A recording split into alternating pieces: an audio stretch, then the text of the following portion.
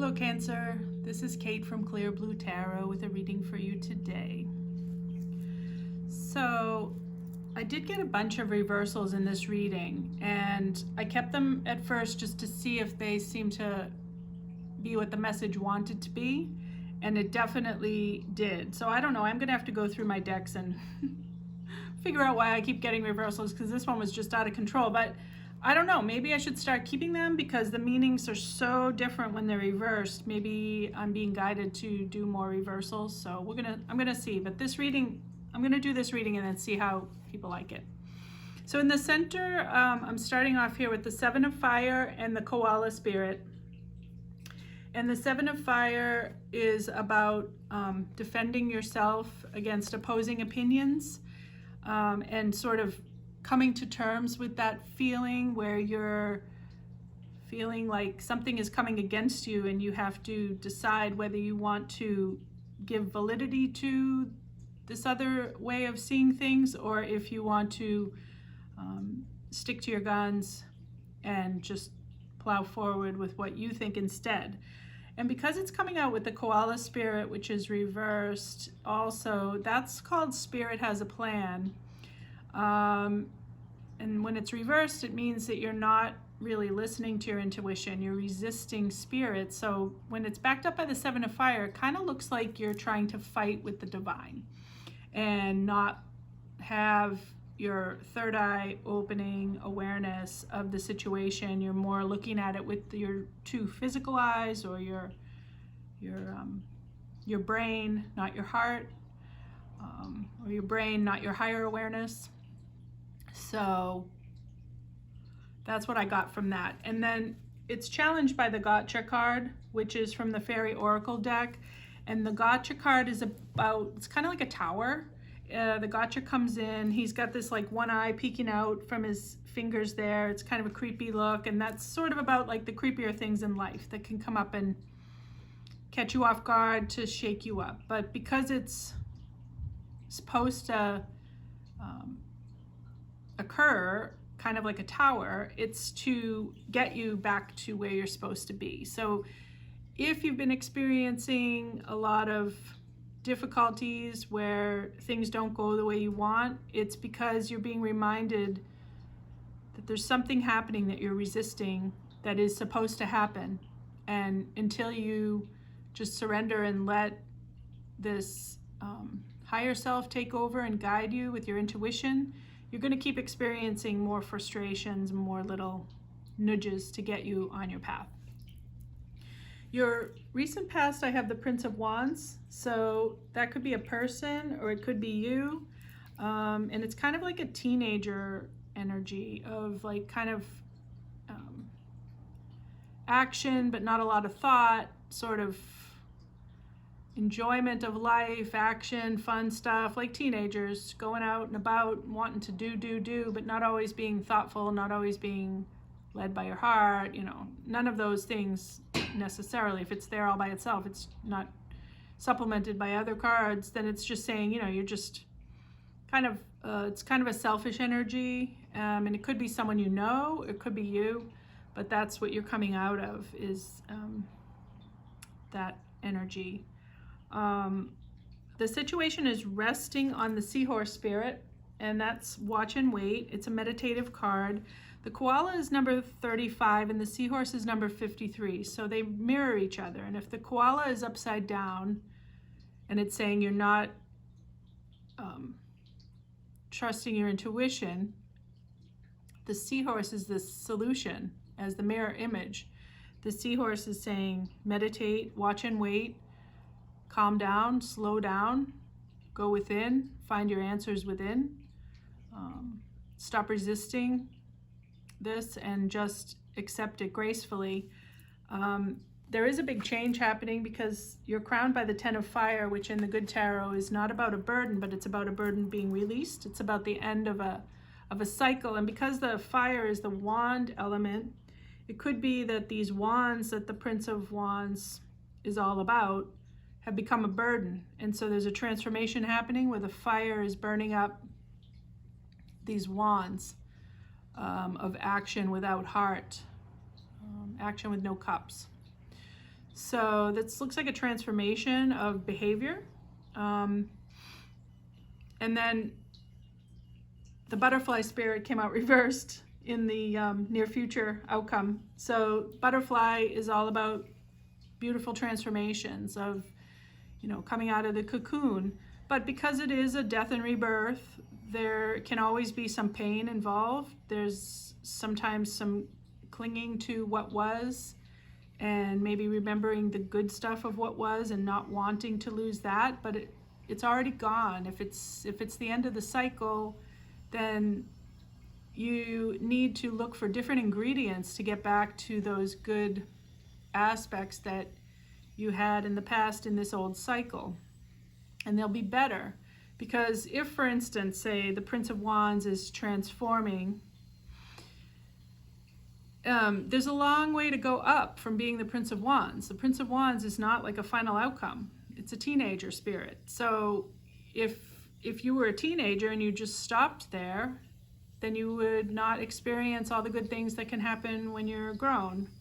So you have to let go of those ways, and maybe you don't want to. Like, if I keep going with the teenager thing, there's nostalgia in graduating high school or graduating college and becoming an adult, and some kids just had so much fun they didn't want to, and they resisted. But there's always a better thing. If you let go and grow, then you won't have to experience all these nasty surprises of the gotcha card when you're staying in one cycle too long. And when it's over and past its time, it's inappropriate. You got to keep going. So you have the World card in reverse inside of you. So that means, the cycle is ended, but again, it's reversed. The World means the end of a huge, huge cycle in your life. But it's upside down in this. So it means, again, you don't want it. You don't want it to be over. You don't want this huge cycle of your life to be over. Inside of you, you're saying, no, no, no. Again, good luck with that. It is what it is.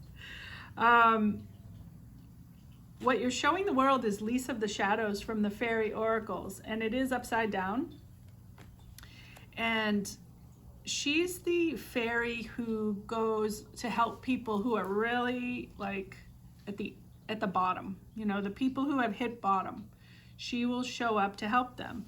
So you could be being told that you need her assistance. Maybe you have hit bottom, and they say she doesn't just sit in offices as a counselor or a healer. She's out. She's an energy that travels around to where people are the most desperate. She's not waiting comfortably for them to come to her. So if you've ever been in a circumstance where you've hit bottom in some way, the energy that she has will appear to you as like a person who sends something kind or shows up to offer you something small that makes you lift just a little off the bottom and gives you that hope again, a little teeny glimmer. Or you could be being told to do that, to find that within you, to seek out someone that is in your life that could use a lift. And by being that person for them, it will help you with your inner battle, because that is a way that we receive love, is to give. So she means both of those things. So whatever way that applies to you. The bee spirit in your hopes and fears is kind of echoing what I said about, hoping for that again, and maybe being afraid of losing that in the circumstance that's ending. You're seeing a loss of that, but it's saying it'll come again in this new circumstance that you're heading into. And you have a very hopeful final outcome with the Ace of Earth, which is the Ace of Pentacles, and it's the beginning of the brand new cycle. So don't worry, it's all going to be fine. You just have to stop clinging to the past. This is a theme in so many readings right now, and I think it could be inspired by the current circumstances in the world, where so many people are having this experience of transformation right now. And this reading's really powerful. I got probably one of my most favorite combinations of confirmation cards here to confirm the Ace of Earth. And it's an echo of the whole reading, and these two together, I thought about these for a while, and I've been having fun with seeing them. We've got the Death and the Solace, and the Solace is reversed. So, death needs to happen before the sun can rise. Just like before the morning can come, there has to be the night. So that's just one of the rules of the universe here, is that, you know, there's shadow and there's light, there's dark and light, the sun will rise again, but you have to let things die to have the new sunrise. You have to not resist the sunrise. And maybe that's it too. Maybe you're lingering in the death too much, and you're not letting the sunrise on the new experience. Or you are resisting the death, and so then the sun can't rise because you're fighting with the death. So you can linger there and call upon Lisa the Shadows to give you little glimmers that guide you to this sunrise and turn this solace upright. But it's up to you how long you stay there. I confirmed a few times with some different stuff. I got the Deer reversed and the Nightingale upright. So the Nightingale is about singing your song, which is like singing your truth, opening your throat chakra and letting whatever is in there come out, and speak your truth. And the Deer reversed is maternal energy overdone. So it's like worrisome energy, being worried or being overly concerned, overprotective, not trusting the protection of the universe. And the Gemini reading I just did, the last 5 minutes of the reading, so around 10 minutes into the reading, I did a meditation from the White Light Oracle about the Deer of Delta, and it's beautiful deer imagery meditation about being protected by divine light, golden light of grace. And it's a really nice meditation, so you might want to do that since that popped up. I got 4 cards from the Soul's Journey. I got Judgment, which is about trying to see other people's sides and not judge. I got Imagination, which is about allowing your creativity to be embraced and nourished. So that, you know, ties into any kind of Ace of Earth experience, Nightingale experience of letting your imagination run wild to help create this new Ace of Earth beginning. And the Empathy card, which is about seeing things from others' perspective, and the Courage card, which is about having confidence to face your fears.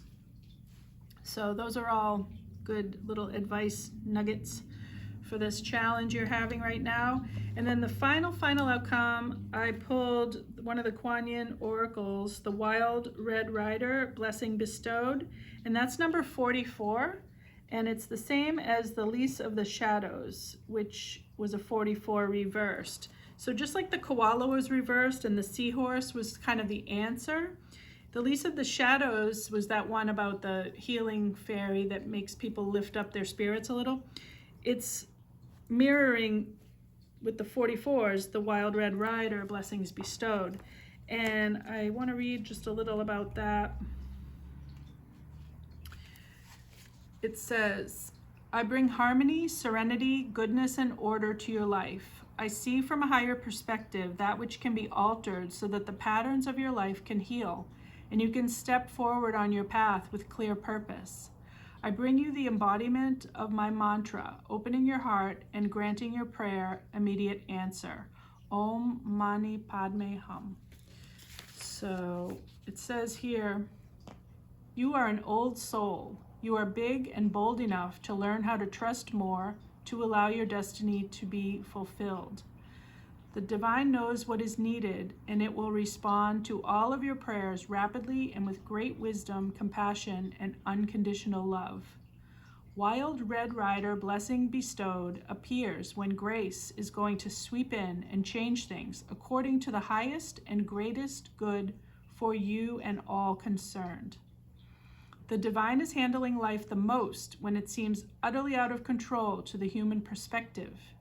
If you have been praying for assistance, then this oracle is a most powerful statement of assistance granted. Your beloved Kuan Yin is rapidly bringing you blessing. Allow her complete and unfettered access to your world. If there is a part of you that feels hemmed in by your lifestyle, by your work, or by some indescribable, invisible, yet palpable sense of inner restraint, and you yearn to get wild, howl at the moon, drum on the beach, or dance by the fire, then you are encouraged to explore this wild self. So, it's good advice, to break free of, the death card and allow the sun to rise. What better than to howl at the moon and dance under the stars and feel free and feel young again and feel like a child. One of the cards in the descriptions that I was reading when I was reading all these, it talked about this is not the time to worry how you look. This is not the time to nitpick on yourself. It's the time to just embrace life and feel like carefree. So that's going to help you if you have that energy, and maybe do that deer meditation. And you can do this Om Mani Padme Om meditation mantra. If you want to listen to that, there's people that chant that on YouTube that you can listen and chant along if you want. It's quite nice. I used to do it. So that's your reading. I hope you liked it. I hope you got something from it. And if you are going through some difficult times, I wish you all the best. I send you heartfelt prayers and hopes that you will find your way to the sun. Okay? Thank you. See you next time, Cancer.